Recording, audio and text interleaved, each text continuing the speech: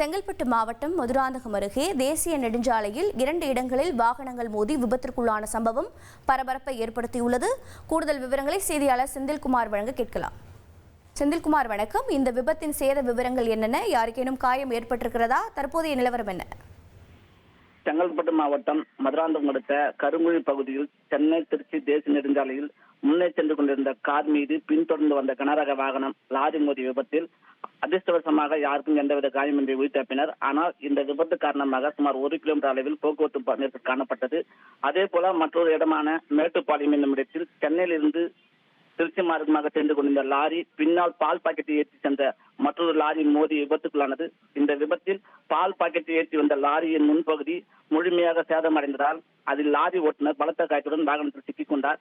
அங்கு வந்த மதுராந்தகம் தீயணைப்பு துறையினர் லாரியில் மாட்டிக்கொண்ட ஓட்டுநரை 1 மணி நேரமாக போராடி மீட்டு 108 ஆம்புலன்ஸ் மூலம் மருத்துவமனைக்கு அனுப்பி வைத்தனர்.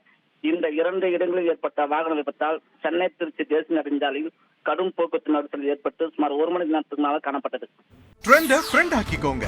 2.5 கோடிக்கும் அதிகமான தந்தி டிவியின் சப்ஸ்கிரைபர்ஸ் அண்ட் ஃபாலோவர்ஸ் குடும்பத்துல நீங்களும் இணையுங்க.